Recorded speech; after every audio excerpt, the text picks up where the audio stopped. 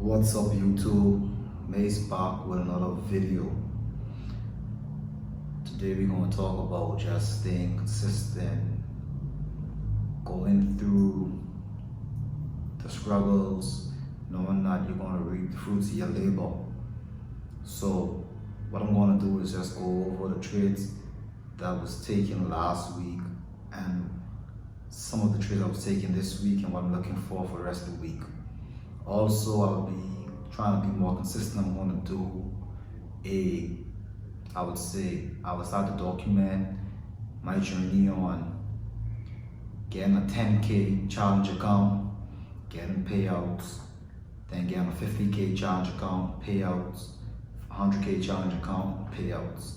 So I'm going to start to document that as well, starting next, I'd say probably at the end of this week, next, up to next, until whenever the challenges pass. I'm going to tell you exactly how I'm going to do it. It might not be for some people, but I think it's the best certain challenges. So yeah, we'll get into that. But other than that, let's get in this video. So in life, you have to persevere and know that there's going to be days where things just doesn't work out for you and days when things work out. So this was a banger trade. Like you have days where things just won't work out.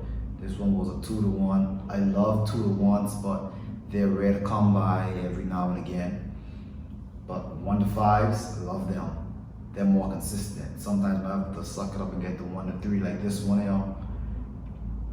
It was more so at the end of the day, understanding where you're at in the market, understanding the time frame you're playing, and understanding the time of the day, what session you're at. So this was a nice, beautiful trade I've taken last week, Friday.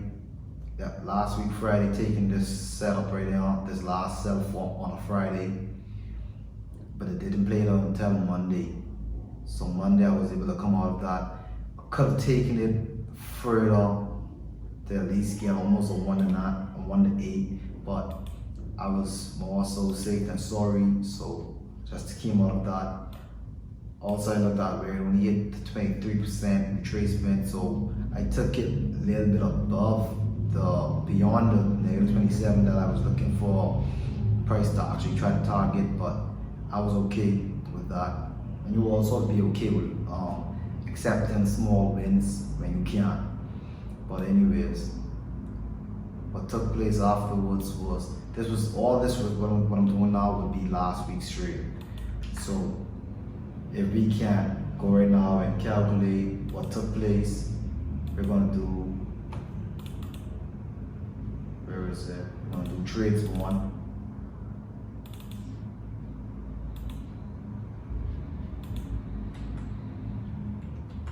Trades 1. And we're gonna do loss, right?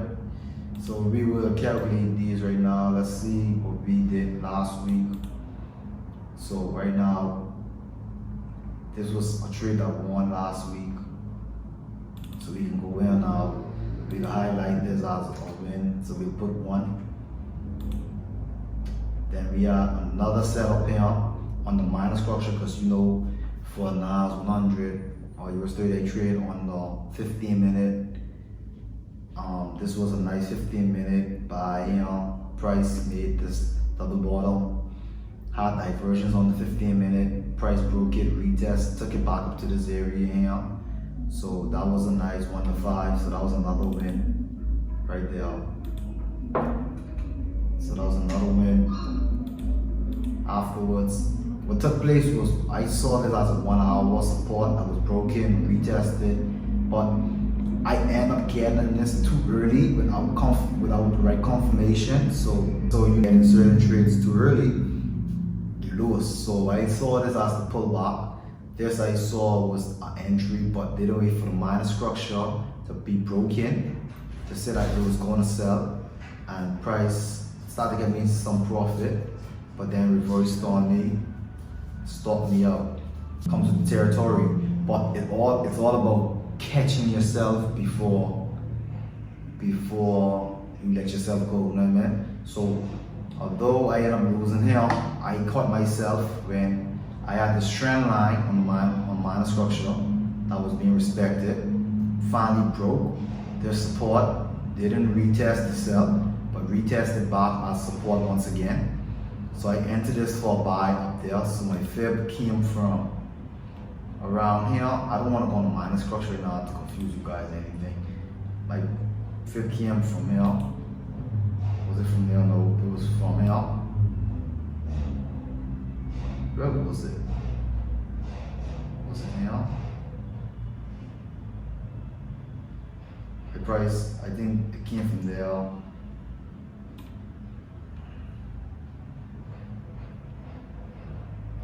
I guess I have to go on the minor structure in order to see this now because I cannot find this at all. Give me 1 second, guys. You'll be good to go. Alright. This is much more like it. So, the buy that I had for this one on the minor structure, after I lost that trade, I think it came from around here. At this to this right now.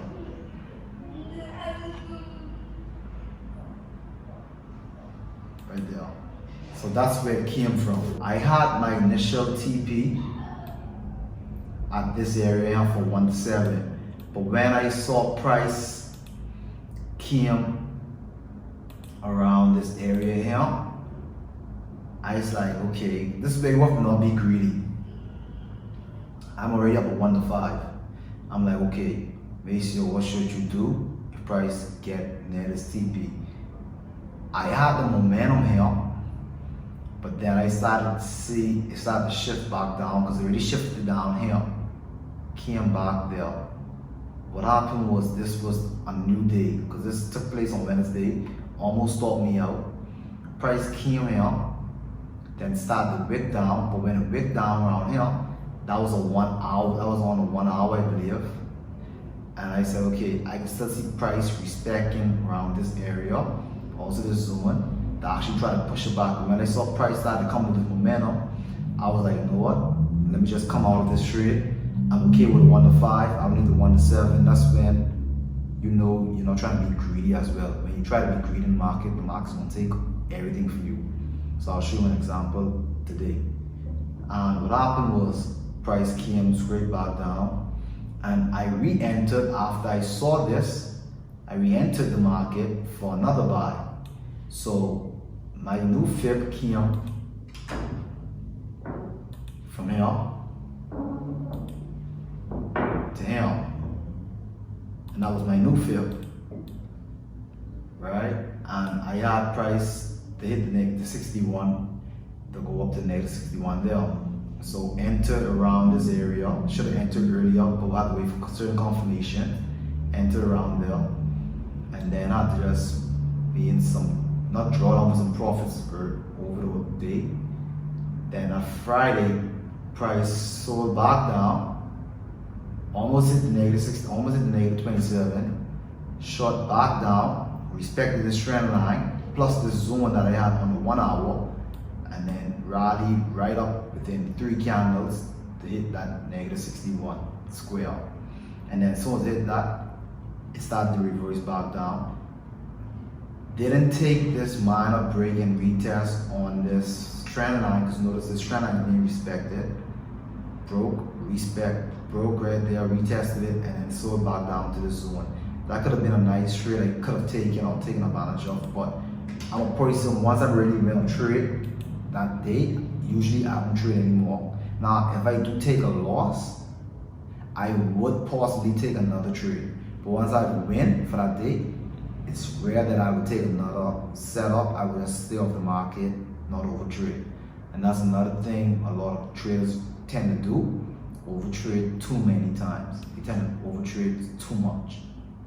But yeah, that's what ended the week last week. And then this week, what came about, yesterday was Monday, didn't take any trades on Monday. Monday was a holiday where I'm at. You guys know I'm in Canada.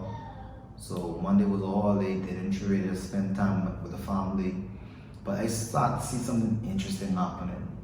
I started to see price broke this area once again, and I was looking for a retest, which it almost did. Made a drop there, made a lower high, and then made a lower low, but then shot back up here. So what I thought was, okay, it made a low, right? So this was actually its impulse here. It's pulled back and its continuation. It didn't completely hit its fib level. So if I show the fib level now, it almost hit the negative 61, as you can see there, negative 27, as you can see now. Almost hit it, but didn't hit. So I was thinking today, it's a possibility that it could possibly hit that negative 27 or go further back, especially with it hitting the zone and respecting it. So my thing was, I'm waiting for prices to at least break this low, this high right now, in order to say I'm going in this for the sell. Now, mind you, I'm like, okay, it's a possibility this could sell, but it's a possibility this could still buy as well. But I'm looking at this rejection, say, okay, this could be the impulse, this could be the impulse, this could be the pullback, this could be the continuation. But I'm like, I'm not getting in this without me being able to say the session is about to start. So I don't try to trade out of session. So what I mean out of session, to understand when you're trading certain pairs, what session is that pair most volatile in. So for me, NAS 100 and US 30 is more volatile during at 9 o'clock, 9 a.m. until around 2, 3 o'clock. I'll say even 4 o'clock at times. So I didn't know that, and I know around that 8 o'clock session, that's when it starts to build up for 9 a.m. And then also you want to avoid a lot of the high volatile news like the NFP, CPI, those type of things. You want to really try to escape those because that's not structural. And then the people try to say it's structural where it could help your trades out, but at the same time it's not structural, whereas you could have an uptrend and those could just completely make it be a sell out of nowhere because it has to react to the news results. So I saw that this was being respected, but I said, I'm like, I have to wait for the session. So what happened was price finally broke that, and then when I saw this candle came out, it was like 8:30, I was like, okay, I'll get in this trade for the sell and I'll stop loss above this area. But then I was like, you know what? I'm gonna leave that alone and I'm gonna just wait. And just like that, price ended up buying up. So when the session started, it started with a bullish candle, ball up, we just started to buy. Then Powell spoke. You know what Powell will do? Powell will do his thing. Powell spoke and just shorted all the way up. So when I noticed that it broke this area, which was now making new lows, because you looking up, it was a high, there was a low, it was making trends, right? Price finally broke that, so I'm thinking now, okay, price broke this is around 9 o'clock, start coming some rejections around this area. So my thing was, I have price to sell back down to at least this area. That's why you see the line sell. I like see price coming back there, right? So I went on a trade. I don't know why it's not here anymore, but I went on my first trade around here, and I had my stop loss above this wick, right up a little bit above this wick, and I had my TP. I had it for 1 to 5. No, okay, so this was a 1 to 2. So I had a little bit above this because I remember that was a 1 to 1 at that area. So I had a little bit above that, so around there. So that was a 1 to 1 I had, but I was thinking a price could potentially come a little bit in this zone. So it should be a zone around there like this. And I was thinking price might come in this zone to try retest it before buying. And being greedy, like I said earlier, price came inside this area, gave me a 1 to 1, but I didn't take profit, and then price wick down, started to buy back up. Wick there once again to give me one last chance to come out the market. They didn't take advantage of that, and price just went for the buy afterwards. Now I can't even get mad at the market. You never should, because you had a beautiful impulse pullback. You had a beautiful continuation there, and that was for the same play. So once again, like I say, if I take a loss, I'm willing to take another trade within a day, and you can't keep crying over a trade that didn't win. So what happened was, I noticed that okay, price is doing a little trendy thing. So I'm going to look at this area. The price finally just broke here as well. So this was a high, this was a low, higher low, lower low. Price came to this high to touch this low. The price finally broke this and this high. So I'm looking for price to retest that, which price did. Give you a confirmation, and I was like, okay, I would wait for price to at least break this candle, and I would enter. And I would take this to its overall TP. So on the 1 hour, you have an overall fib, which will be this impulse, this pullback for this continuation. So if you put a fib on this, from here to here, come on.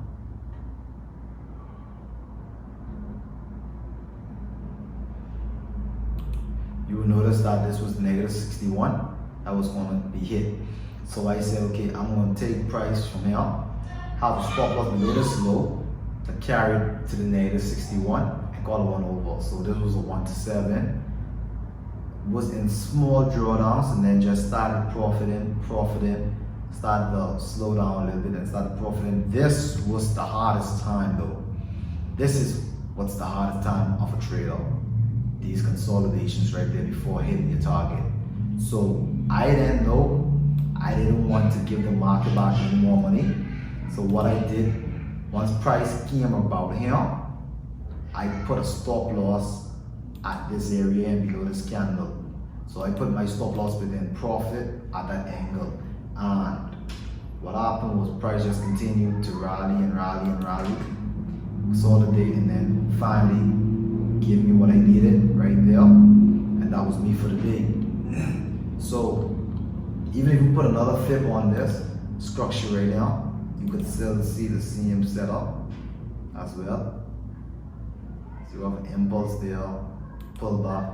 So same setup there as well. Hit the 61, negative 61, but get caught hit, and that was that. That was a good trade as well. So right now, what I'm having for the rest of the week, I'm seeing divergence happening right now, especially on the 5 minute. Even though I don't trade on the 5 minute, but I'm seeing this because this could help you out as well. So the RSI is actually selling right now, but it's actually buying. So this would be a low you could take advantage of right now. Right around there would be a low you could take advantage of. And you can wait to see if price is willing to break this low, retest, and then you will look to see if price can go back to around this area right now. And this area would look like this on the 15 minute, right around this same areas right now. You can look for price to go back to. That would be a nice small trade. You can look to, because you have to understand this now, that you see what price is going to do at this major high that is approaching. Will price respect this? Will price bounce off this for another sell opportunity? So on the 1 hour now, this is what you're looking at. And as don't forget, you had a huge wick around here last week. So that's we have to really be mindful on what could possibly happen. But let's finish off what we did for last week. So I said we had a win here, a win there, then we had a loss. So this loss came here.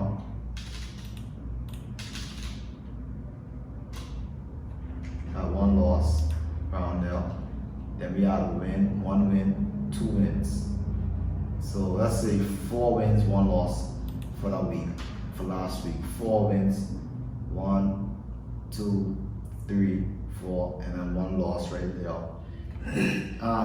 Like I say, if you could take about, let's say, 4 trades per week, because if there are going to be times where you might have to let a trade overlap into another day, which usually I don't try that trades overlap, but at the end I have to control the market, anything. But if it do overlap, then what I usually do, that's just another day I can't trade. So for example, this was from Thursday and it overlapped into Friday, so I'm not going to trade on Friday. I'm going to just hold that trade and see what it does. This trade was from Wednesday, which didn't play it out until Thursday. I'm going to let it overlap. So that's just how it is. But yeah, if you could take at least 4 trades per week, and I always say you're going to lose no matter what. You're going to lose. So if you're able to win at least 2 trades per week out of 4, you're going to be profitable, because if you're catching 1.5% or even a 1.7 or 2%, and you're risking 1% on every trade you lose. So if I win, so if I lose twice, that's 2% I lost on the account. And then if I win twice, let's say off of 1 to 5, that's 3%. Take away 2%, I still came up with a 1% gain. That's still profits. So that's something I always try to keep in my mind, always try to remember, and that's what's been helping me out so far for a year and a half. I've been profitable for a year and a half so far. But yeah, I'm gonna start, like I said, I'm gonna start documenting the trades that I do take on the challenge account. Getting a 10K, then a 50K, then 100K. Documented to give you guys some motivation, that you guys who struggling or who wants to learn that it's possible, that just keep your head down. Don't watch the person on the right hand side of you or the left hand side of you. Still the social media platforms, watching these social media influencers who probably haven't traded a day in their life, or who just, or they want to scam you for your money. Try to learn the skill for yourself. I bought courses, I've looked at some courses, and a lot of courses wasn't beneficial to myself, to me. I can be honest. I had to sit down and learn this for myself. And that's what happened. You reap the fruits of your labor, you know what I mean? So anyways, hope you guys like this video. You could like, subscribe, comment, whatever you guys want to comment. And yeah, stay safe. Peace.